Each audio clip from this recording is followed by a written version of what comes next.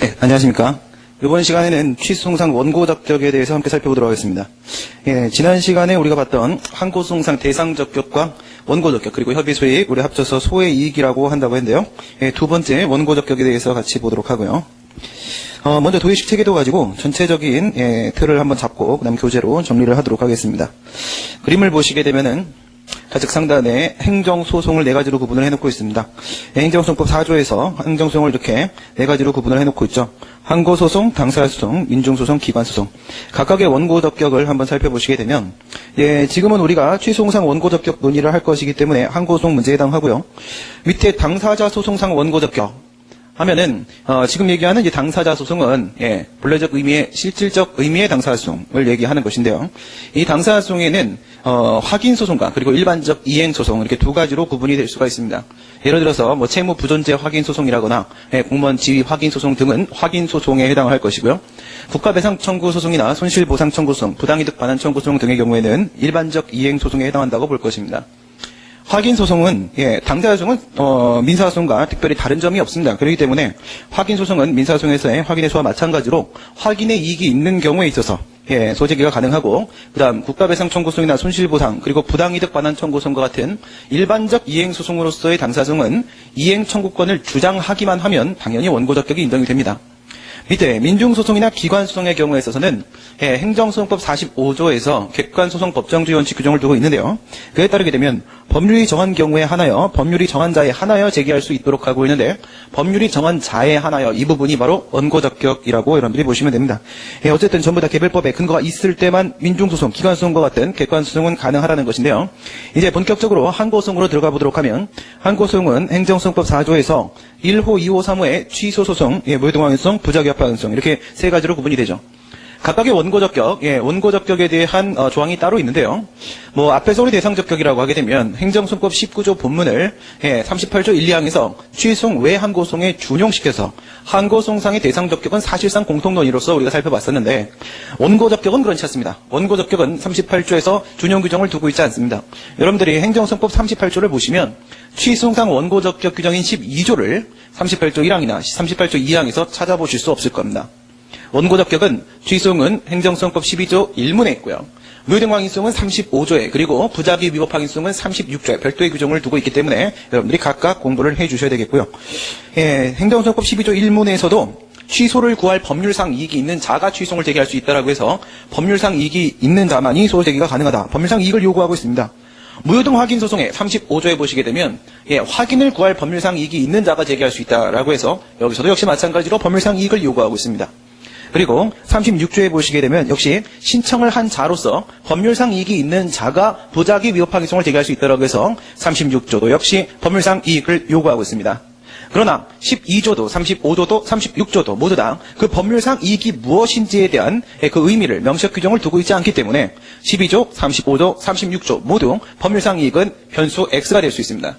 과연 이 법률상 이익은 무엇인가와 관련돼서 학설의 대립이 발생하고 있고요. 학설 판례를 통해서 우리가 그 의미를 규명을 해야 되겠습니다. 12조 1문에 보시게 되면 법률상 이익이 있는 자가 소송을 제기할 수 있다고 했는데요. 12조 2문은 협의소의 규정이기 때문에 현재 원고적격 논의에서는 여러분들이 고려하지 않으셔도 되겠고요. 법률상 이익은 무엇인가와 관련돼서 학설이 네 가지가 대립을 하고 있죠. 권리구제설, 그리고 법률상 보호익설, 보호가치 있는 이익구제설, 적법성 보장설 이렇게 네 가지 학설 대립하고 있습니다. 먼저 크게 두 개로 나눠보도록 하겠습니다. 권리구제설과 법률상 보호익설은 권리를 침해당한 자만이 소송을 제기할 수 있다라고 봄에 있어서 공법상 권리를 요구하고 있습니다. 그러나 보호가치 있는 이익구제설과 적법성 보장설의 경우에 있어서는 굳이 공법상 권리 침해가 발생할 것을 요구하지 않습니다. 그래서 3설과 4설은 공권을 포기했다. 우리가 이렇게 보게 되고요. 이 네 개의 학설은 순서대로 점점 법률상 이익의 범위를 확대시키고 있죠. 법률상 이익의 범위가 확대되면 확대될수록 원고적격의 범위도 확대될 것입니다. 그럼 하나씩 한번 보도록 하겠습니다. 권리구제설은 무엇인가? 권리를 침해당한 자만이 취소를 제기할 수 있습니다. 근데 여기서의 권리라는 것은 협의의 공권을 의미하는 것입니다. 권리구제설에 따르게 되면 여러분들 잘 알고 계신 대로 행정행위가 반드시 그 상대방에게만 어떠한 법적 효과가 발생하는 것은 아니죠. 어떤 행정행위도 있죠? 제3자효 행정행위도 있죠. 제3자효 행정행위, 협의의 제3자효 행정행위를 여러분들 생각해 보시면 상대방에게는 수익적 효과가 발생하고 그리고 그 처분에 제3자에게는 침익적 효과가 발생하는 것을 우리가 제3자효 행정행위라고 합니다. 상대방은 수익적 효과가 발생하기 때문에 그 처분에 대해서 불복할 이유가 없겠죠. 불복을 하면 정신병자입니다. 그런데 처분상 제3자는 어떻습니까? 처분상 제3자의 입장에서는 상대방 갑에게 허가 처분을 했기 때문에 처분상 제3자 을은 허가를 받을 수 없는 상황에 처했다면, 그리고 갑에 대한 허가 처분이 만약 위법하다면 을은 그 처분을 다투고 싶을 겁니다. 이런 경우에는 처분 상대방이 아니라 처분상 제3자가 소송을 제기할 수 있을 텐데, 이럴 때 을의 원고 적격이 인정될까요? 권리구제설은 이 제3자의 원고 적격을 인정하지 않습니다. 따라서 지금의 권리라는 것은 협의의 공권을 의미한다. 그 처분의 직접적 근거 법규에서 보호하는 이익만을 인정한다. 이렇게 보게 되고요. 법률상 보호익설은 역시 이것도 권리를 요구하고 있는 건 맞습니다. 법률이 보호하는 이익은 권리를 말하는 것이거든요. 그리고 지금 우리가 말하는 법률이라는 것은 공법을 말하는 것이기 때문에 공법이 보호하는 이익으로서 공권을 말하는 것입니다. 그런데 위에 있는 권리구제설의 권리와 여기에 있는 법률상 보호익설에 있어서의 권리는 어떤 차이가 있을까? 이것은 방위의 공권을 의미하는 것입니다. 따라서 일정한 경우에는 처분상 제3자도 이 법률상 보호이익을 주장할 수 있게 됩니다. 그렇다면 여기서 법률상 보호이익이라고 할 때 법률은 뭘까요? 법이 보호하는 이익, 권리라고 말을 하기 위해서는요, 입법자가 만든 실체법에 의해서 보호되는 이익이어야만 합니다. 그런데 밑에 있는 보호가치 있는 이익구제설은 그렇지가 않습니다. 보호가치 있는 이익구제설은 재판상 보호가치 있는 이익이면 그 원고적격, 12조 1문의 법률상 이익이 있다고 봅니다. 즉 실체법에 의해서 보호되는 이익이 아니라고 할지라도 원고가 주장하는 이익이 보호가치 있다라고 누가 판단한다? 법관이 판단한다는 겁니다. 법관이 그 같은 이익은 보호해줄 만한 가치가 있다라고 하게 되면 원고적격을 인정시킵니다. 입법자가 만든 실체법에 의해 보호되는 이익이 아니어도 상관이 없다는 것이죠. 조금 더 넓어졌죠. 적법성 보장설은요, 그와 같은 소송을 제기하기 위해 가장 적합한 위치에 있는 자라면 누구라도 원고적격을 인정을 한다고 합니다. 이것은 단순히 처분의 위법, 적법 판단만을 요구하는 소송이 되어버리는 겁니다. 무엇이 아니다? 권리 문제가 아니라고 했죠. 권리 문제가 아니기 때문에 자신의 권리 구제를 위해서 제기하는 주관적 소송이 아니라 단순히 행정법규의 적정한 적용, 행정 통제만을 위해서 제기하는 확인 소송이 되어버리는 거죠. 객관적 소송이 되어버리는 겁니다. 그래서 이 적법성 보장설에 따르게 되면은 객관 소송이 돼버리기 때문에 45조 규정이 사실상 무의미해져 버립니다. 개나 소나 다 소송을 제기할 수 있다 이거죠. 사실상 민중소송을 인정시켜버리는 그런 결과를 초래하게 됩니다. 네 가지 학설을 봤는데 이 네 가지 학설 중에 판례 입장은 이설, 법률상 보호익설의 입장을 취하고 있습니다. 그렇다면 법률상 보호익은 뭐라고 했죠? 공권이라고 했습니다. 그럼 공권이 성립되면 원고적격이 인정된다고 볼 수 있겠네요. 그러면 공권은 과연 어떨 때 성립될 수 있겠는가? 이걸 우리가 대체 판단해 볼 수 있을 텐데요. 공권의 성립 요건 잘 알고 계신 대로 의무부가성과 사익보호성 두 가지 요건을 요구하고 있습니다. 만약 지금 소의 대상이 되고 있는 처분이 기속행위라고 한다면 실체법적 의무가 국가에게 부과됩니다. 행정청에게는 일정한 의무가 부과되는데 그것을 우리가 실체법적 의무라고 합니다. 무슨 뜻이냐? 이것은 어떤 특정 처분에 발령 또는 불발령을 해야만 하는 의무를 말하는 것입니다. 그러나 만약 그것이 재량행위라고 한다면 이때는 특정 처분에 발령을 하거나 특정 처분에 발령을 해서는 아니 되는 의무가 부과되는 것이 아니라 단순히 형식적 공권으로서 무하자 재량의사 청구권, 무하자 재량의사 의무, 하자 없는 재량권 행사를 해야 되는 의무만이 인정이 되겠죠. 하지만 이것도 일종의 의무라고 볼 것이기 때문에 의무부가성 요건에는 특별한 문제가 발생하지 않습니다. 두 번째 사익보호성을 보시게 되면 사익보호성, 여기서는 처분상 제3자가 제기하는 제3자성이 특히나 문제가 됩니다. 처분의 상대방의 경우에 있어서는 원고적격이 전혀 문제되지 않습니다. 왜 그러냐면 그 처분의 상대방이 어떤 침입적 효과를 경험하고 있고 그에 따라서 소송을 제기한다라고 하게 되면 헌법상 구체적 기본권으로서 방어권 침해가 당연히 인정됩니다. 무슨 말이냐? 처분의 상대방이 소송을 제기할 때는 우리가 12조 1문의 법률상 이익을 법률상 보호이익으로 본다고 할지라도 법에 의해 보호되는 이익이 필요하지 않습니다. 당연히 원고적격이 인정된다는 것입니다. 그래서 문제가 되는 경우는 바로 처분상 제3자가 제기하는 제3자 소송이 되는 것입니다. 처분의 상대방은 직접 상대방 이론의 적용을 받기 때문에 무조건 원고적격이 인정되는데 여기서 처분상 제3자의 경우에 있어서는 그와 같은 기본권이 인정되지 않기 때문에 법에 의해서, 법률에 의해서 보호되는 이익이 침해되었다는 주장이 성립되어야만 하는 것입니다. 이 부분에서 사익보호성에 대한 문제가 발생을 하게 되는데요. 그래서 여러분들이 나중에 사례 공부를 하시다 보면 원고적격 문제는 항상 제3자 소송에서만 등장합니다. 왜? 공권에서 의무부가성 부분은 아무 문제가 생기지 않거든요. 사익보호성 부분에서 상대방이 소재기할 땐 아무 문제가 생기지 않거든요. 그러므로 사익보호성 부분에서 제3자 소송에서만 문제가 발생하는 것이겠죠. 그 다음 아래로 내려가 보시게 되면, 그러면 이 공권이 확대화되면, 공권이 넓어지면 어떻게 돼요? 원고 적격의 인정 범위가 넓어지겠죠. 그래서 공권의 확대화 논의가 나오게 됩니다. 의무부가성 이 부분도 확대시키면 원고 적격이 넓어질 것이고, 그리고 사익보호성 이 부분도 넓어지면 원고 적격이 넓어질 겁니다. 그런데 의무부가 부분에서는 뭐라고 했습니까? 재량행위에서 무하자 재량행사 의무가 인정된다라는 점, 이 점이 좀 특이하다고 했죠? 맞습니다. 이게 바로 확대된 부분인 겁니다. 그리고 사익보호성 부분을 보시게 되면 법률상 보호이익은 법률에 의해서 보호되는 이익이라고 했어요. 그럼 여기서 여러분들 포인트를 어떻게 맞추셔야 돼? 법률에 하나 맞추고 보호에 하나 맞추고 두 개를 맞춰보시라 이겁니다. 법률에 의해서 보호되는 이익, 법률 하나, 보호 하나. 그럼 여기서 법률의 범위를 확대시키면 어떻게 돼요? 그럼 법률상 이익의 범위가 넓어지겠죠. 그럼 당연히 원고 적격의 범위가 넓어지는 것입니다. 그 다음 보호, 보호의 범위를 넓히게 되면 어떻게 됩니까? 역시 법률상 이익의 범위가 넓어지겠죠. 그리고 원고 적격의 범위가 같이 비례해서 넓어질 수밖에 없습니다. 그래서 법률의 범위 확대시키기 하나, 보호의 범위 확대시키기 하나, 두 가지 논의가 나오게 되는데, 전자를 우리가 양적 범위를 확대시킨다라고 하고, 후자를 우리가 질적 범위를 확대시킨다라고 이야기를 합니다. 거기서 보호 규범의 확대라고 표현을 하고 있는 것은 바로 무엇이냐면, 법률상 보호 이익이라고 했죠. 따라서 그 이익을 보호하는 법률, 그 이익을 보호하는 규범, 우리 그것을 보호 규범이라 부르기 때문에 그렇습니다. 보호규범 이론이라는 것은 바로 그 이익을 보호하는 규범, 그 법률의 범위를 확대시키면 법률상 이익의 범위도 같이 확대된다. 이게 바로 보호규범 이론이 되는 것이죠. 그래서 보호규범의 범위 확대에 대한 논의부터 한번 보도록 합니다. 학설이 3개가 대립하는데요. 1, 2, 3설. 1설은요. 근거법규설입니다. 그 처분, 소외 대상이 되고 있는 처분, 그 처분의 근거법에 의해서 보호되는 이익만이 바로 공권이다. 법률상 보호이익이다라고 보는 것이고요. 관계법규설. 그러면 얘는 근거법규 받고 그 다음에 하나 추가합니다. 관계법규까지 넓힙니다. 그래서 근거법규 또는 관계법규에 의해서 보호되는 이익이면 원고적격이 인정된다라고 보는 학설인데요. 여기서의 관계법규에는 또다시 2개가 포함됩니다.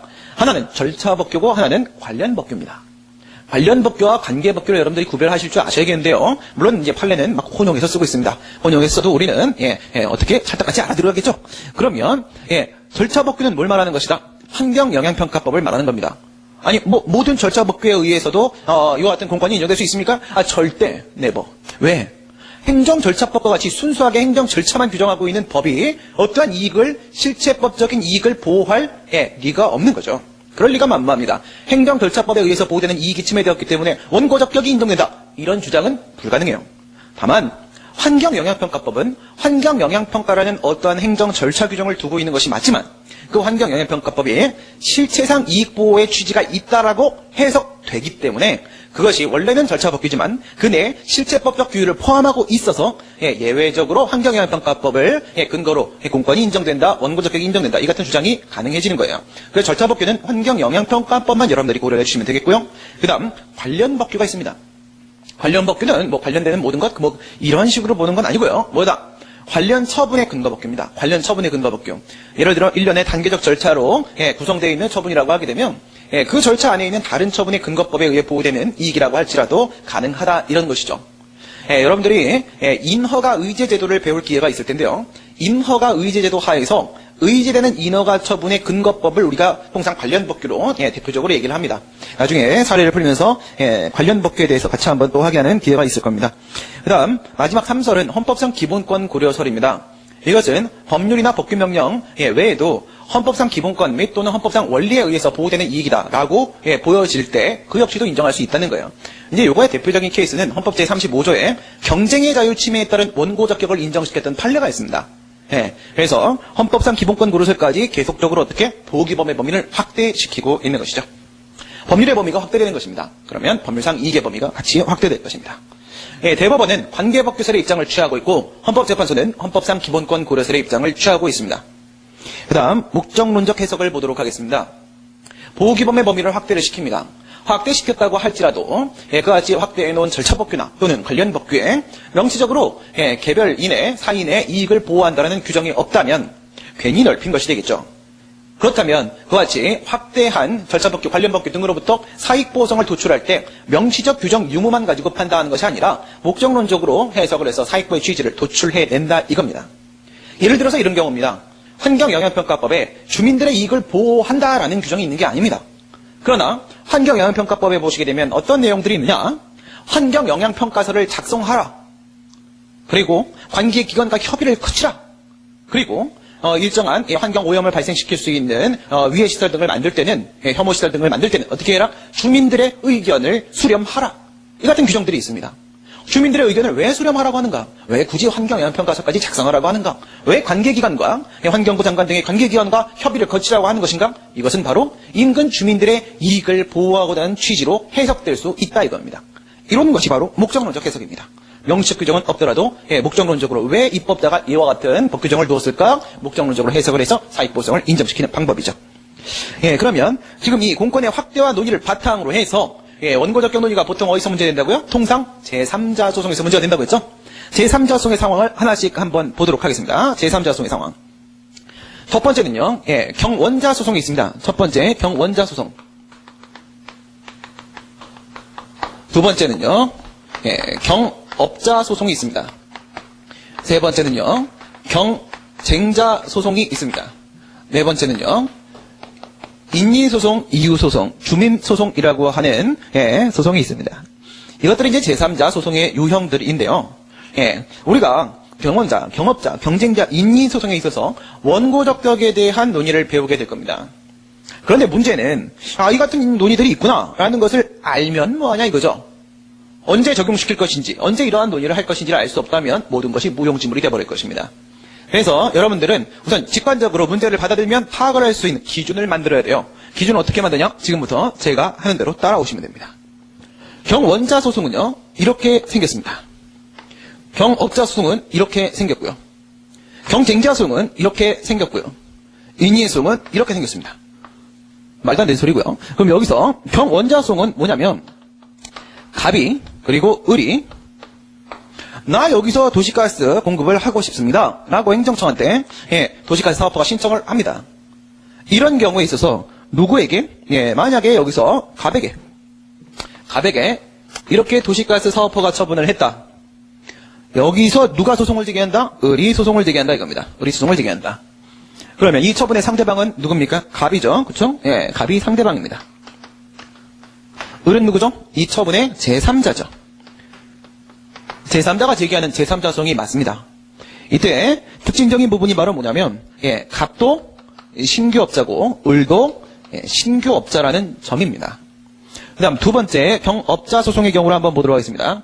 경업자 소송은 여기 을이 이미 이렇게 들어와 있습니다. 그리고 갑이 이렇게 들어갑니다. 이렇게 있을 때 갑에게 행정청이 뭘 해줬냐? 허가 처분을 해줬습니다. 허가 처분을 하게 되면 이 갑이 지금 이 시장 내로 진입을 하게 되겠죠. 진입을 하게 되면 을은 지금껏 시장 내에서 독점적으로 향해왔던 이익을 을과 배분해야 되게 됩니다. 그러면 갑은 자신의 허가 처분에 의해서 위법한 허가 처분에 의해서 자신의 이익이 침해되었다고 주장을 하면서 이 처분에 대해서 취소송을 제기하게 되겠죠. 이때 처분의 상대방은 바로 갑입니다. 그 다음 처분상 제3자가 바로 을입니다. 누가 소송을 제기하고 있습니까? 제3자가 제기하고 있죠. 제3자 소송에 해당합니다. 그러나 경원자 소송과 비교해 보시게 되면 갑은 신규업자고 그리고 을은 기존업자죠.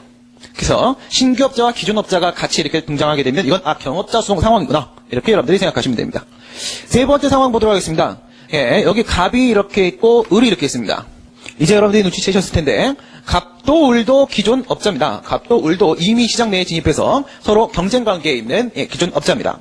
그런데 여기서 만약에 행정청이 얘한테 갑한테 자금 지원을 하겠다라는 보조금 지급 결정 처분을 합니다. 그래버리면 우리 입장에서 어떻게 되냐? 갑에게 100억을 지원을 해버리게 되면 만약 이 시장의 매출액이 200억입니다.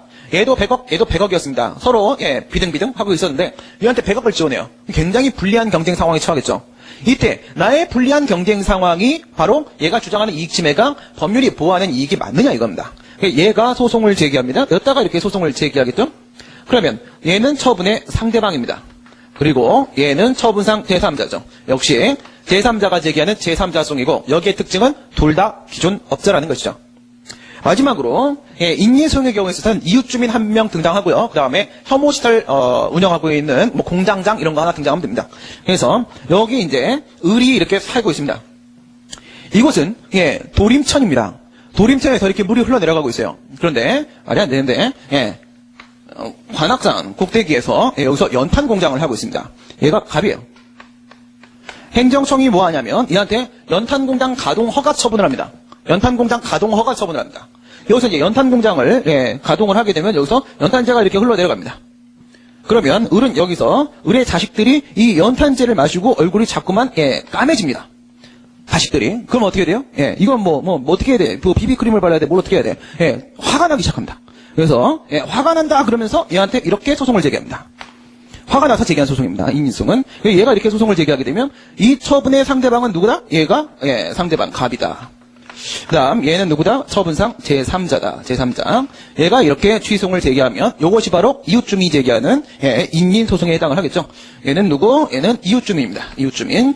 얘는요 연탄공장 공장장. 얘는 공장장입니다. 공장장. 그래도 여러분들은 공장장을 하고 싶으시겠죠. 하지만 공장장이 나쁜 사람입니다. 이렇게 되어 있는 게 인민소송이요. 그러면 밑에 제3자 소송 보시게 되면 경원자 소송, 신규업자, 경업자 소송, 기존업자, 신규업자, 경쟁자 소송, 기존업자, 기존업자, 인민소송, 공해 배출업체, 인근 주민 이렇게 되어 있습니다. 그다음 경원자 소송에 어떤 논의들이 있는지 한번 보도록 하겠습니다.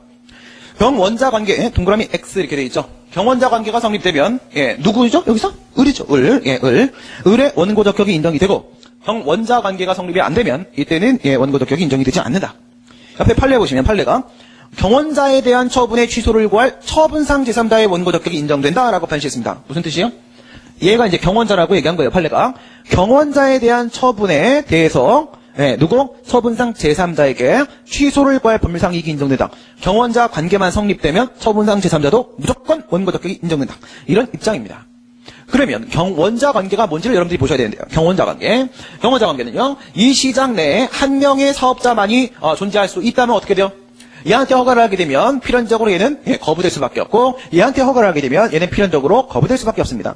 둘은 뭐 할 수 없어요? 양립할 수 없는 관계죠. 그렇죠? 서로 상호 배타적 관계입니다. 이런 게 바로 경원자 관계라는 것이죠.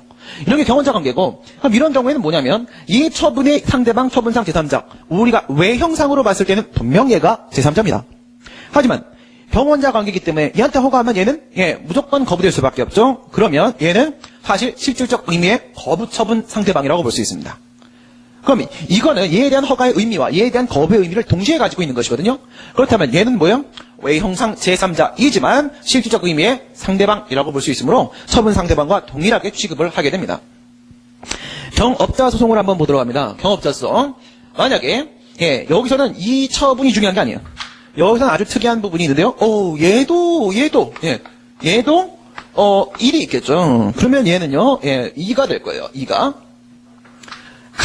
갑도 역시 마찬가지로, 을이네요. 을도 마찬가지로 허가를 받았기 때문에 지금 여기서 영업을 하고 있는 거예요. 그죠? 그러니까 기존 업자가 받았던 허가 처분이 있습니다. 근데 여기에는 이 허가 처분과 이 허가 처분이 동일한 경우도 있고 달라지는 경우도 있어요. 그래서 제가 이제 구별을 해 놓은 것이고요. 그러니까 예를 들어서 이제 요 시장이 어디냐면 신림동입니다. 신림동. 이제 제가 여기서 10년 이상 여기서 이루고 있다 보니까 신림동 밖에는 아는 곳이 없습니다. 강남역 좀 압니다. 강남. 정독도서관도 알고 있습니다. 고종동. 이렇게 알고 있는데 신림동이 과거에 있는 학생들이 이런 경우도 있죠. 특이한 현상이 발생을 한 거예요. 뭐 예를 들어 제가 이제 학교 다닐 때는 남학생은 어떻게 했느냐? 남학생은 스레바를 끌고 머리는 일주일 정도 안 감아줘야 그게 이제 기본 예의였습니다. 그렇죠? 런닝 같은 건 뭐 가했지 않습니다. 그리고 이제 한 서너 명이 쪽방 같은 데서 그냥 같이 자취를 합니다. 이렇게 살았죠. 뭐 신경 안 씁니다. 그리고 뭐 수업 안 들어가고 술만 먹고 이렇게 했는데 근데 98년도, 99년도 되면서부터 갑자기 여학생들이 입학을 하기 시작합니다. 그때까지 죄송합니다. 그때까지 있었던 저희 학교 학생들은 여학생이 아니었습니다. 그런데 갑자기 여학생이 입학을 하기 시작을 해요. 근데 진짜 여학생이 입학을 한 겁니다. 가짜 여학생 말고. 그러니까 학생들이 갑자기 남학생들이 어떻게 돼요? 뭐 구두를 신고 막 이런 현상들이 발생해요. 그런 현상이 신림동에도 있었습니다. 신림동에도 과거에는 슬리퍼 끌고 추행 입고 이렇게 다니는 게 이게 고시생의 모습이다. 이렇게 생각을 해왔었는데 언젠가부터 지금 이제 여러분들 신림동에 와보시면 여기 고시촌 맞나 싶으실 겁니다. 너무나 다 훈남 훈녀들이 돌아다니고 있어요. 미니스커트 입고 수업 시간에 앉아 있고 막 이런 현상들이 나타납니다.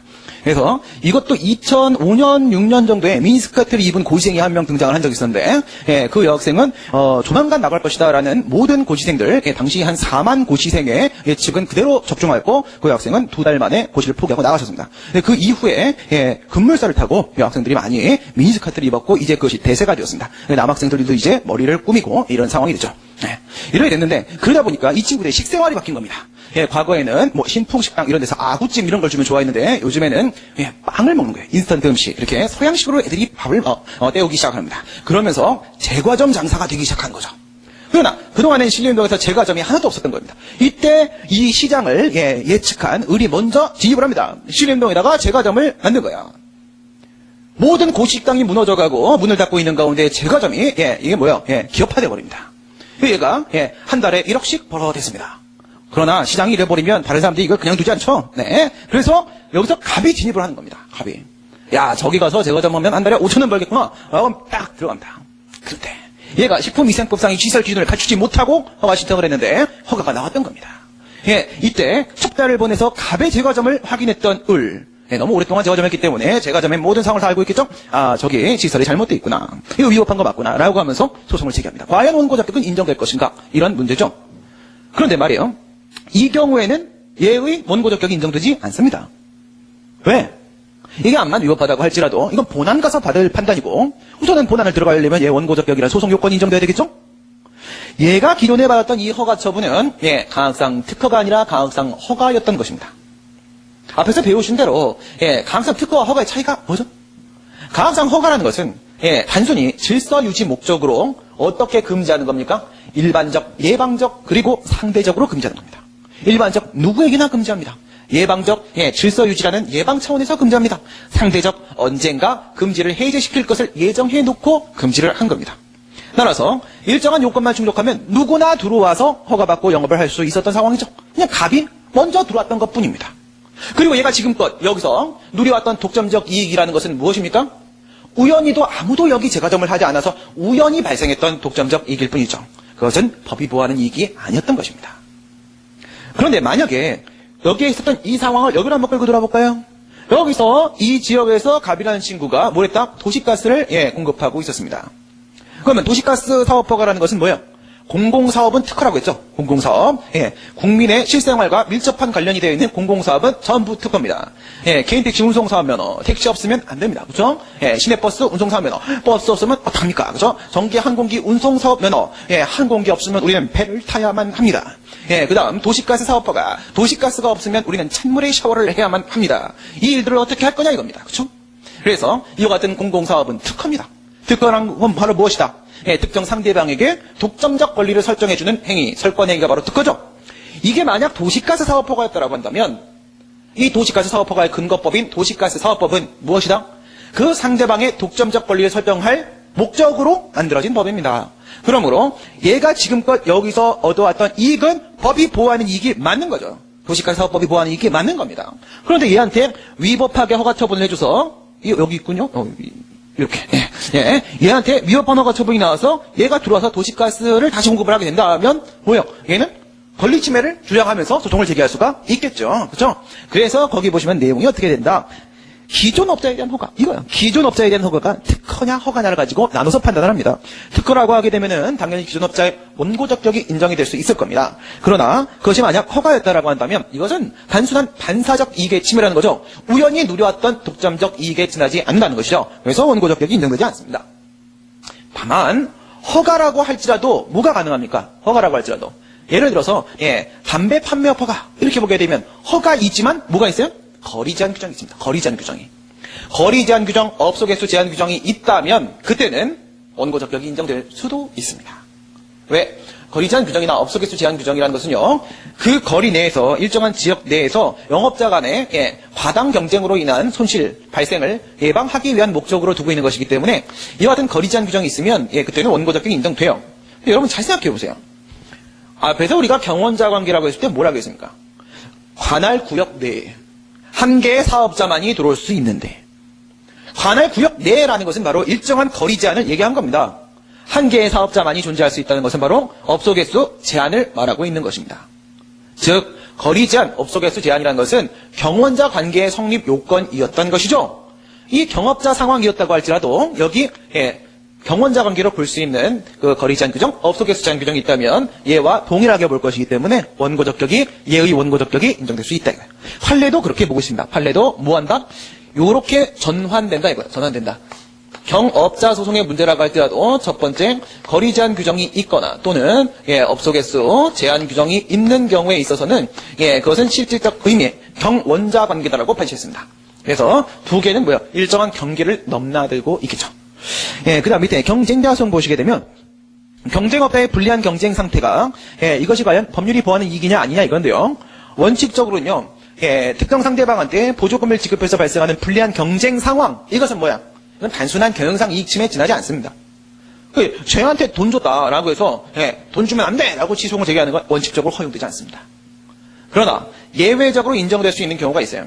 여기서 이제 여러분들이 그래도 근거법에 의해서 보호되는 이익이 있으면 뭐 될 수도 있는 거 아니겠습니까? 뭐 이런 얘기할 수 있는데 보조금 지급은 수익적 처분이기 때문에 법적 근거가 없는 경우가 대부분입니다. 법이 보호하는 이익인데 법이 없어요. 법이. 그러면 이럴 땐 우리가 고려할 수 있는 거 뭐밖에 없어요? 헌법밖에 없습니다. 그래서 항상 헌법상 기본권 고려설에 따른 헌법 35조 경쟁의 자유 이런 논의가 여기서 나오는 거예요. 원칙적으로 자신의 경영상 이익이 좀 침해됐다라고 해서 원고적격이 인정되지는 않습니다. 다만 세 가지 요건이 있어요. 여기서 얘한테 보조금을 주는데 그 보조금이 예를 들어서 세금을 감면해준다거나 수수료를 감면해준다거나 이와 같은 간접적 지원이 아니라 뭐 해야 됩니까?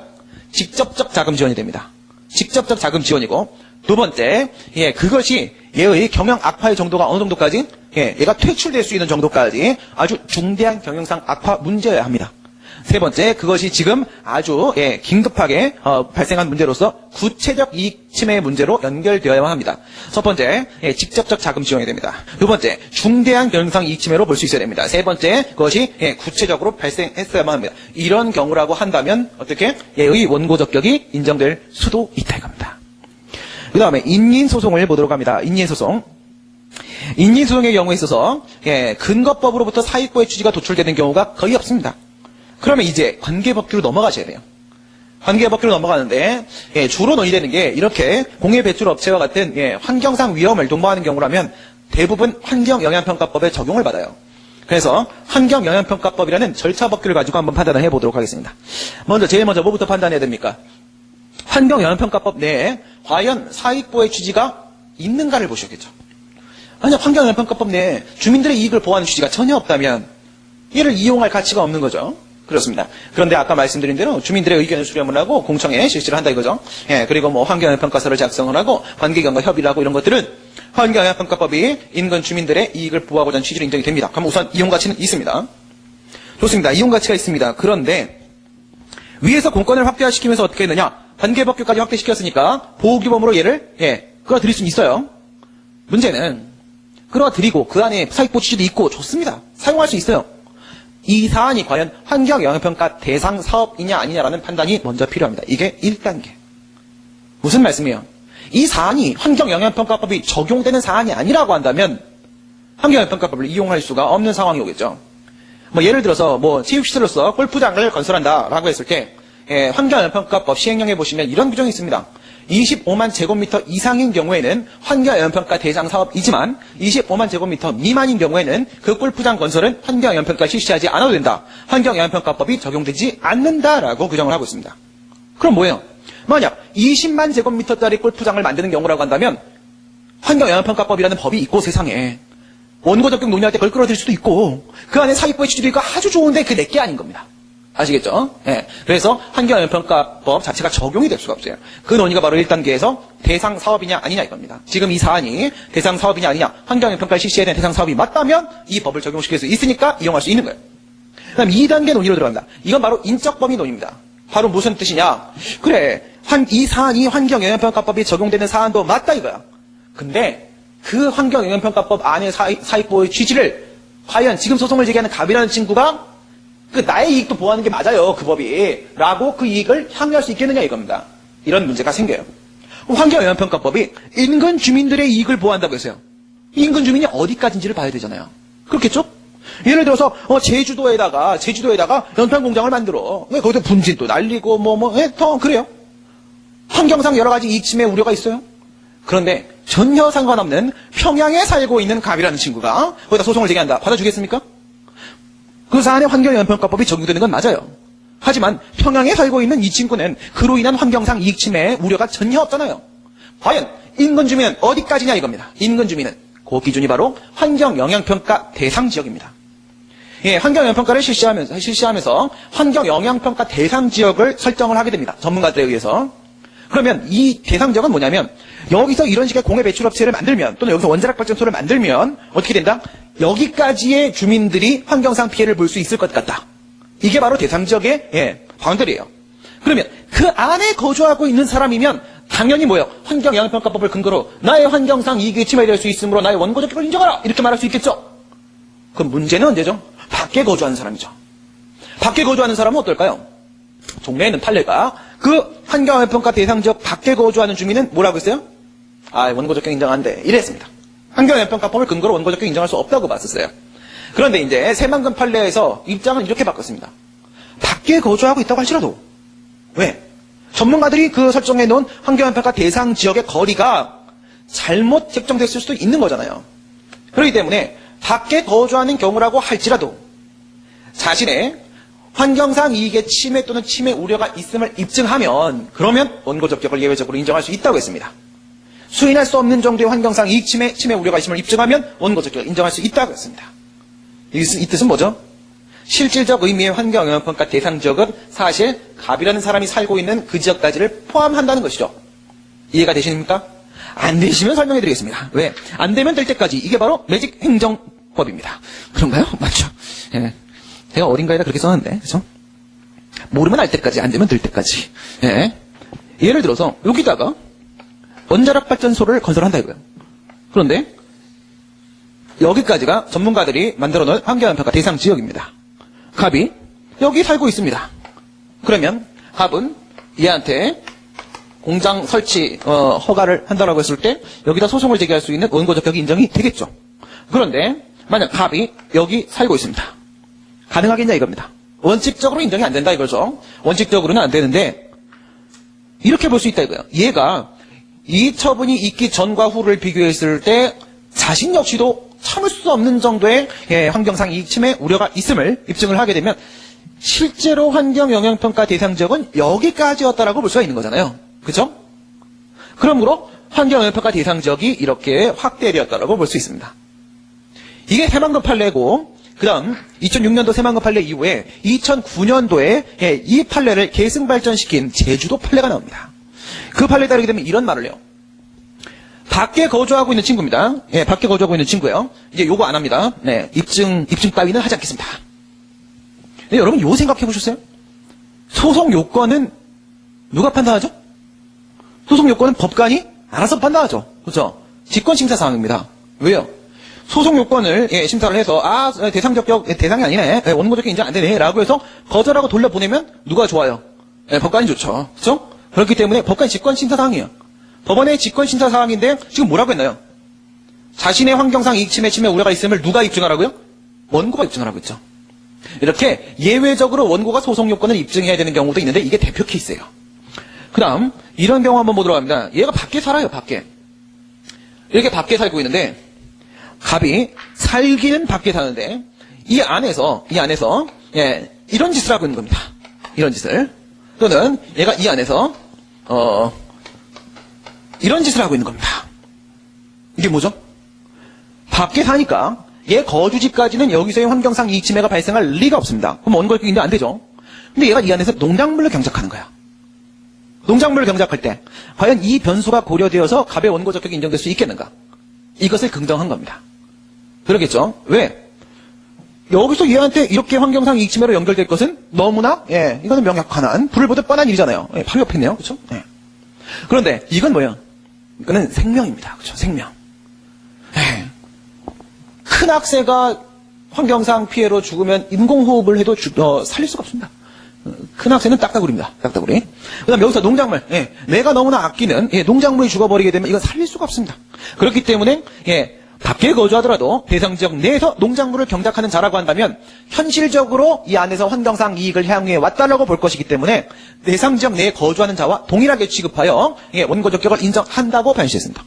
그러나 비교해서 얘는 안 됩니다. 밖에 거주하고 있는데 대상지역 안에서 토지나 건물을 소유하고 있는 겁니다. 그래서 여기서 이 건물을 임대를 해갖고 여기서 이제 월세를 받아 처먹고 있어요.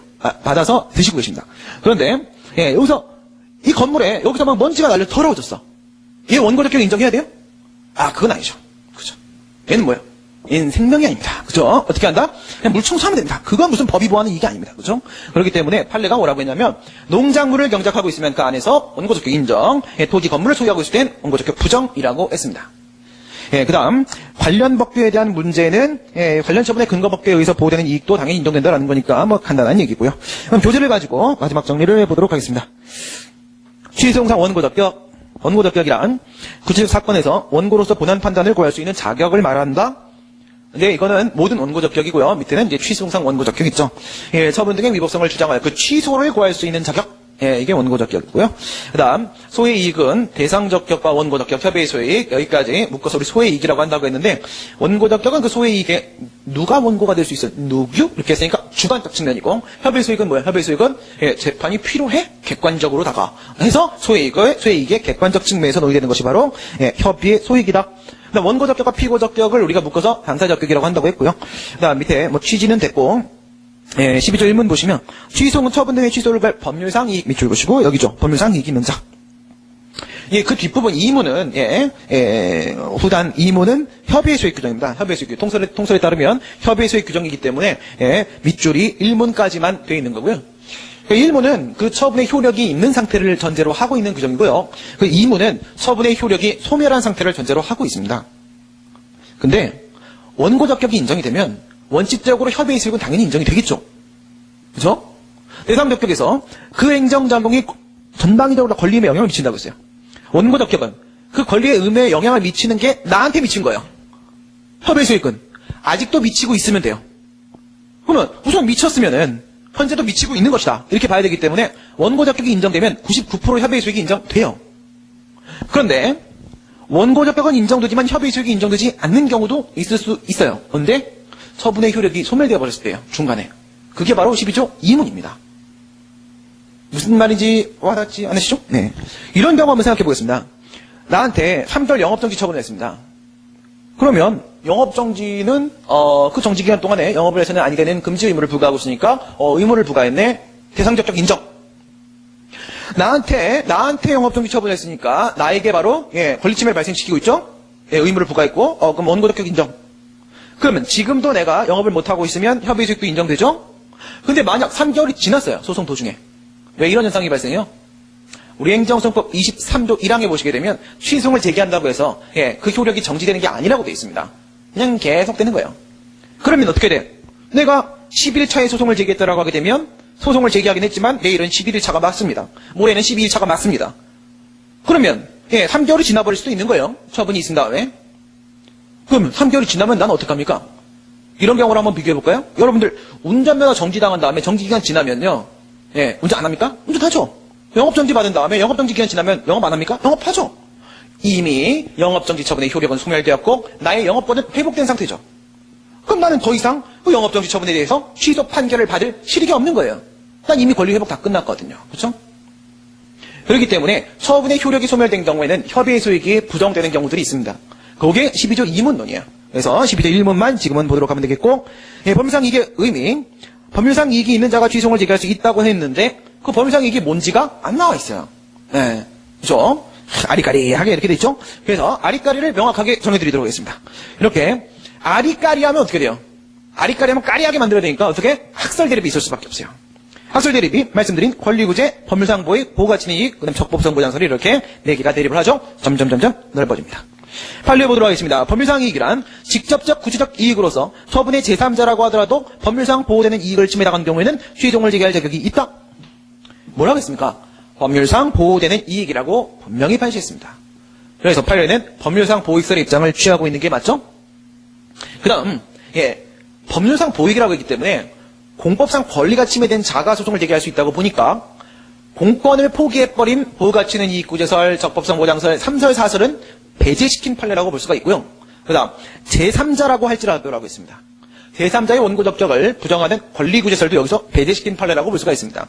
그러므로 이것은 분명히 이설이죠. 검토, 법원의 재판 부담과 국민의 권리구제 사이의 조화 균형을 달성하는 항상 여러분들이 실화 말고 조화, 그죠? 항상 조화예요. 조화 균형을 달성하는 항상 뭐예요? 법은 결국은 모든 게 이익 형량이에요. 그죠? 모든 게 이익 형량입니다. 그렇기 때문에 항상 조화 균형을 달성한다고 여러분들이 주장을 하시고, 그다음 조화 균형을 달성한 지점이 어딘지는 그냥 제 말을 따르시면 되고, 그다음 여러분들은 그냥 조화 균형이 이걸로 달성이 됐다라고 주장하시면 상대방은 조화 균형이 달성된 줄 압니다. 그건 여러분들이 좀 더 시간이 지나면 그게 달성되는 게 느낌이 와요. 예. 설명을 다 드리려면 밤을 새야 됩니다. 그래서 여기서 법원의 재판부담은 뭐예요? 1, 2, 3, 4설에 4설까지 계속 넓히면 어떻게 돼? 그러면 법원의 재판부담이 너무 가중돼. 그렇죠? 근데 4설에서 1설로 계속 올리면 어떻게 돼요? 국민의 권리구제 폭이 너무 협소해져. 그 적정선이 어디냐 이거죠. 적정선이 바로 2설이더라 이겁니다. 2설이더라. 이렇게 하기 싫으면 이건 이제 적극적인 검토 방법이에요. 내가 따를 학설 이게 맞다라고 두둔하는 방법이거든요. 근데 그게 아니라 밑에 소극적 검토 방법 한번 보시면 권리구제설. 문제가 되는 게 대부분 처분상 제3자가 소송 제기하는 경우인데 제3자의 원고 적격을 부정하는 권리구제설은 권리구제 폭이 너무 협소하잖아. 이런 소송 제기하는 사람 몇 명이 되겠어? 깨버리심. 보호가치는 이익구제설. 야, 분명히 우리 행정소송은 주관적 소송이야. 주관적 소송은 권리구제를 목적으로 제기한 소송이야. 권리는 실체법이 보호하는 이익이야. 그러면 실체법이 보호하는 이익이 침해되었을 때 행정소송을 제기할 수 있는 거야. 근데 실체법이 보호하는 이익이 아니라고 할지라도 법관이 봤을 때 이게 재판상 보호할 만한 가치가 있어. 그러면 원고적격 인정시킨다고? 그러면 법관이 법을 만든 거나 마찬가지잖아 이거. 그렇죠? 다시 행정소송 주관소송이라고요. 그리고 항고소송이잖아요. 주관적 소송 아닙니까? 권리구제를 목적으로 제기하잖아요. 권리는 공권이고요. 공권은 실체법이 보호하는 이익이잖아요. 실체법은 입법자가 만들잖아요. 권리 의무를 규율하는 법. 근데 그 실체법이 보호하는 이익이 아니어도 상관없고 법관이 이거 보호할 만하네. 그러면 원고적격 인정한다면 법관이 법 만든 거잖아요. 그렇죠? 이게 이익권 분립이지. 그래서 이상하잖아요. 그죠? 그래서 뭐한다? 법관의 자의적 판단이 개입될 수 있고 법관이 마치 법규를 창조할 수 있는 것처럼 법을 만들 수 있는 것처럼 돼버리기 때문에 문제가 된다. 적법성 보장설은요. 객관적 소송 돼버립니다. 그죠? 민중소송화 돼버린다라고 되어 있는데 여러분들 여기서 민중소송화 자체를 문제를 삼으면 안 돼요. 소제기할 수 있는 허용 범위가 넓어지는 민중소송화 자체가 문제가 아니라 개나 소송을 제기하게 되면은 어떻게 돼요? 사람이 소송을 제기 못한다고 합니다. 그렇죠? 너무 넓혔다는 거예요. 너무 넓혀가지고 아무나 소송을 제기하게 되면 정작 재판이 필요한 사람이 재판 서비스를 받을 수 있는 기회를 박탈당하게 된단 말이에요. 이게 문제인 거지. 민중소송 자체가 문제가 아니에요. 그렇죠? 우리나라 법관이 1대1이면 국민 숫자랑 그렇죠? 그럼 뭐 어때? 마음대로 해. 상관없죠. 그렇죠? 근데 전 세계적으로 법관의 숫자가 국민 대비 가장 적은 나라가 우리나라예요. 우리는 어떻게? 가진 돈이 적으면 최대한 아껴 써야지. 그렇죠? 그런 나라에서 아무한테도 소송을 인정할 수는 없는 거죠. 그다음 로마자 5번 보시게 되면 성립요건. 법률상 보호이익은 공권이라고 했습니다. 공권의 성립요건, 의무부가와 사익보호성이죠. 근데 여기서 사익보호성이 특히 문제가 된다고 했는데 밑에 보시면 뭐라고? 부수적으로나마 사익보호의 취지가 인정이 돼야 된다는 거예요. 왜? 공법이니까. 사법이 아니잖아요. 공법은 공익보호가 1차적 우선적 목적이기 때문에 사익보호의 취지가 있는지는 우리가 2차적으로 판단할 수밖에 없는 거예요. 그러니까 있냐 없냐 없을 수도 있다 이거죠. 공권의 확대와 경향, 의무부가는 무하자 대량에서 의무가 인정된다는 부분이라고 했고 사익보호성 확대는 양적 범위 확대와 질적 범위 확대로 우리 나눠서 살펴봤었어요. 양적 범위가 바로 보호기범 확대였었죠. 여기서 법률의 범위를 확대하면 비례하여 법률상 이익의 범위가 같이 넓어진다? 이거죠. 이걸 노리는 거예요. 법률의 범위를 넓히면 법률상 이익의 범위도 같이 넓어질 수밖에 없겠죠. 원고적격의 범위가 넓어지는 것이겠죠. 근거법규설, 관계법규설, 헌법상 기본권 고려설, 헌법재판소 이러고 있죠. 기본권인 경쟁의 자유가 바로 취소를 제기할 수 있는 법률상 이익이다 라고 이렇게 명시적으로 펼쳤습니다. 대법원은 관계법규설, 헌법재판소는 헌법상 기본권 고려설의 입장을 취하고 있고요. 우리는 국민의 권리구제에 목을 매달고 있는 사람들입니다. 그렇죠? 국민의 권리구제, 국가의 위법 부당한 공권력 행사로부터 국민을 지키기 위해서 행정법을 공부하지 괴롭히기 위해서 공부하는 거 아니잖아. 그렇죠? 아닌 분들은 환불해 드릴게요. 환불 안 할 테니까 그냥 듣지만 마세요. 떨어지세요. 환불하기도 아까워. 그렇죠? 알겠습니다. 그다음 목적론적 해석. 이건 질적 범위 확대죠. 질적 범위. 법률의 범위를 확대를 하게 됐습니다. 법률상 보호이익의 법률 그다음 보호입니다. 보호. 명시적 규정이 없는 경우에도 판례 한번 볼까요? 판례. 건축관계 법령에서 주거지역 내에서 일정한 건축 제한을 하도록 하고 있는 것은 뭐라고 돼 있어요? 그 지역 내에 거주하는 주민의 안전과 생활환경을 보호하고자 하는 목적이 있는 것으로 해석될 수 있다고 했습니다. 명시적 규정이 있는 게 아닙니다. 그죠? 주민들의 이익을 보호한다. 이런 명시적 규정이 있는 게 아니에요. 거기 왜 건축 못하게 하는 건데? 주민들의 이익을 보호하기 위해서지 뭐. 그죠? 예, 이런 해석을 통해서, 목적론적 해석을 통해서, 예, 공권을 인정시킬 수 있다 이거고요. 그 다음, 제3자 소송과 권리구제 보도록 합니다. 특히나 문제가 되는 경우는 어디라고 했어요? 의무부가? 아니요. 사익보호성이죠. 사익보호성에서 특히나 문제가 되는 경우는 언제라고 했어요? 상대방? 아니죠. 제3자죠. 그 제3자 소송에 대한 문제를 여러분들이 이제부터 보시면 되겠고요. 사익보호성과 관련돼서 논의가 되는 부분입니다. 첫 번째, 경원자 소송 보시게 되면, 예, 다수, 복수인의, 수인의 신청을 받아서 그 중에 일부한테만 허가를 하는 경우예요. 예, 이런 경우가 경원자성이고, 원고적격의 문제는 뭘 검토하기 위한 것이다?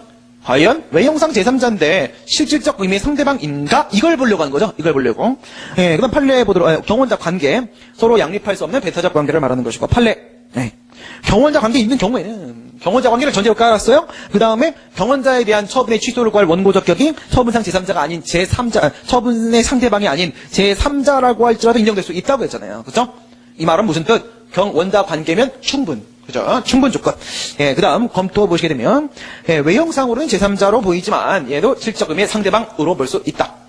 경업자 소송 보도록 하겠습니다. 그동안 시장 내에서 독점적으로 누려왔던 이익이 있어. 근데 기존 업자가 그랬는데, 신규 업자가 진입을 하는 겁니다. 근데 그 신규 업자에 대한 허가 처분이 위법하더라 이거죠? 이 신규 업자의 진입을 배제하기 위해서 제기한 소송이 바로 경업자 소송입니다. 원고적격은 뭘 논의하는 것이냐? 지금껏 누려왔던 독점적 이익이 과연 법이 보호하는 이익이 맞는가? 이걸 지금 살펴보려고 하는 것이고, 그 다음 특허.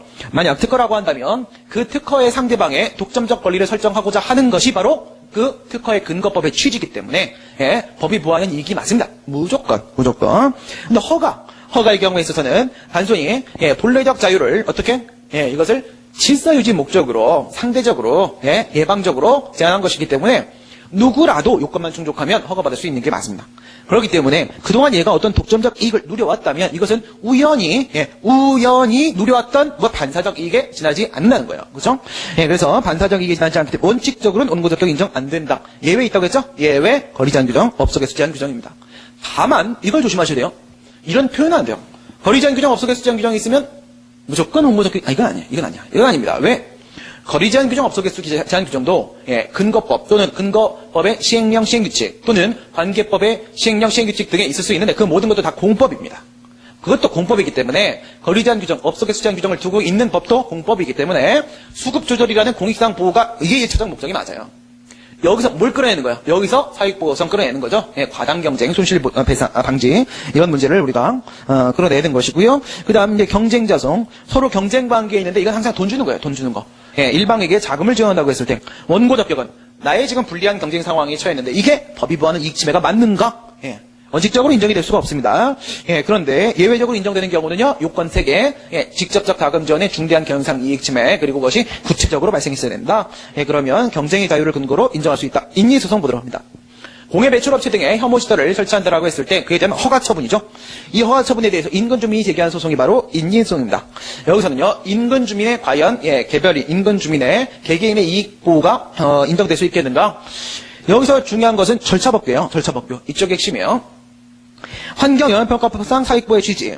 절차법규 무조건 넓히는 게 아니라 이용 가치가 있어야죠. 환경영향평가법 내에서 사익보호 취지가 인정이 된다 이거죠. 목적론적 해석을 통해서. 그다음 물적 범위. 아까 말씀드린 대로 20만 제곱미터 정도의 골프장에는 환경영향평가 실시 자체를 안 해요. 환경영향평가법 자체가 적용이 안 돼요. 그러면 이걸 근거로 원고적격이 있다라고 주장할 수가 없습니다. 물적 범위. 요 이제 대상 사업이냐 아니냐 이런 문제고, 그래서 환경영향평가법이 적용되냐 안 되냐 이런 문제고, 인적 범위는요. 환경영향평가법 내에 존재하는 사익보호의 취지를 과연 그것이 나의 이익을 보호하는 거예요 라고 주장할 수 있겠느냐 이거예요. 예. 그것은 바로 기준이 환경영향평가 대상 지역 내외 거주 주민 여부를 가지고 판단한다 이겁니다. 그래서 나번 보시게 되면 대상 지역 내에 거주하는 주민이면 직접적이고 중대한 환경상 피해가 예상되며, 예, 환경상 이익은 주민 개개인에서 개별적으로 보낸 직접적 구체기로서 침해 우려는 사실상 추정 밑줄 그셔야 됩니다. 사실상 추정. 예, 당장 발생한 게 아니라고 할지라도, 예, 사실상 추정된다 이겁니다. 누구? 대상 지역 내에 거주하는 주민이라면 이거죠. 그런데 외에 거주하는 주민이면 원칙적으로 인정이 안 돼요. 근데 뭐 한다? 순서대로죠. 현실적으로 환경상 이익 침해가 발생했는가? 농작물 경작입니다. 일시적으로 환경상 이익 침해가 발생했는가? 토지 건물 소유입니다. 대상적 내에서 수인 한도를 넘는 환경상 이익 침해 우려에 대한 입증 여부, 이 순서대로 여러분들이 생각을 해주시면 논리적으로 연결이 되실 겁니다. 관련 법규는 중요하지 않기 때문에 넘어가도록 하겠고요. 예, 단체 소송도 문제를 보면서 같이 보도록 하겠습니다. 단체 소송, 단체 소송은 문제 보시면서 해야지 여러분들 이해가 좀 되시기 쉬우실 거예요. 예, 간단하게만 이렇게 좀 보시게 되면은. 단체 소송인데, 단체 소송이 뭐예요, 단체 소송이? 갑이라는 개별인이 소송을 제기하는 것이 아니라, 예, 단체가 소송을 제기하는 겁니다. 단체가. 집단 소송이 아닙니다. 예, 여기까지다라고 얘기하는 단체가 있어야 돼요. 예, 단체가 소송을 제기하는 건데, 우리 이제 행정소송이라고 하게 되면, 네, 크게 두 개로 나온다고 했죠? 첫 번째는 주관적 소송이 있고, 두 번째 객관적 소송이 있다고 했어요. 주관적 소송에 다시 두 개가 포함된다고 했죠. 예, 항고 소송이 있고 그 다음에 당사자 소송이 있다고 했습니다. 그 다음에 객관적 소송에는 민중 소송이 있고 그 다음에 기관 소송이 이렇게 있다고 했습니다. 여러분 단체 소송 첫 번째 단체 소송일 수 없는 건 뭐가 있겠습니까? 이건 절대 될 수가 없죠. 뭐예요? 기관 소송. 단체가 뭐 행정기관인 게 아니잖아요. 이건 행정기관끼리 싸워야 기관 소송이니까. 그 다음 단체가 처분에 대해서 소송을 제기한다고 생각해 봅시다. 왜? 이거는 형식적 당사소송 아니면 물어볼 수가 없어요. 아직까지 당사소송 제도가 아직까지 완비되어 있지 않기 때문에 되기고 그러니까 처분에 대해서 단체가 소송을 제기하는 겁니다. 이런 경우를 생각해 보시게 되면 이쪽에 있어서의 단체 소송이 있을 수 있고요. 여기 있어서의 단체 소송이 있을 수가 있습니다. 여기에 해당하는 단체 소송은 무엇이며 여기에 해당하는 단체 소송은 무엇일까요? 단체 소송이라는 것은 단체 이름으로 제기하는 소송을 말하는 건데요. 단체 이름으로 제기하면 돼요. 예. 그런데 여기에 해당하는 단체 소송은 주관적 소송으로서의 단체 소송이죠. 이런 걸 우리가 부진정 단체 소송이라고 합니다. 부진정 단체 소송. 여기에 해당하는 단체 소송은 객관적 소송으로서의 단체 소송이죠. 우리가 이런 거를 진정 단체 소송이라고 합니다. 그러니까 이거는 가짜고 이건 진짜 백이 단체 소송이다 이거잖아요. 그렇다면 일반적으로 얘기하는 단체 소송은 바로 이쪽을 얘기하는 거죠. 이쪽을. 그렇죠? 진정 단체 소송을 얘기하는 거죠. 그래서 얘는 단체 자신의 법률상 이익 침해를 주장하면서 제기하는 항고소송이고요. 여기서 제기한 소송은 뭐예요? 이거는 단체 자신의 이익 침해가 아니라 자신의 구성원 또는 일반 공익 목적으로 제기하는 단체 소송이 바로 밑에 있는 진정 단체 소송이에요. 둘 다 지금 뭐를 대상으로 한다라고 우리가 전제를 깔았냐면 이것도 처분을 대상으로 하고 이것도 처분을 대상으로 한다고 했습니다. 그러면 이 위는 어때요? 이 위는 그냥 갑이라는 개별인이 제기할 때랑 다른 게 있어요?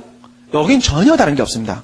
전혀 다른 게 없기 때문에 이런 얘기를 할 때는 행정소송법 12조 1문에 법률상 이익, 법률상 보호 이익이 과연 인정될 수 있겠는가 논의 똑같이 하는 겁니다. 똑같이. 그런데 여기는 어때요? 여기는 이런 걸 우리가 뭐라 불러요? 민중소송적 취소이라고 부릅니다. 민중소송적 취소, 객관소송이죠. 요건 이제 객관소송이기 때문에 몇 조에 적용을 받냐면 행정소송법 45조에 객관소송 법정주의 원칙 적용을 받게 되겠죠. 객관소송이니까. 그래서 법률이 정한 자에 한하여만 제기할 수가 있습니다. 판례는 이쪽에만 있고 위에는 판례가 없습니다. 알겠죠? 그냥 대충 이 정도까지만 여러분이 정리해 놓으시게 되면 책을 보고 이해가 되실 수 있을 거라고 생각합니다. 크게 중요한 부분이 아니기 때문에 사례를 통해서 우리가 하나씩 좀 확인을 해보도록 하겠고요. 그 다음 마지막으로 그림 한번 보겠습니다. 그림. 인민소송 연습 한번 하겠습니다. 환경영향평가법과 원고적격이라는 그림 있죠? 이 다시는 안 만들려고 합니다. 이거 만드는데 한 3일 걸렸습니다. 3일이면 책을 하고 있습니다. 그렇죠? 물적 범위, 물적 범위.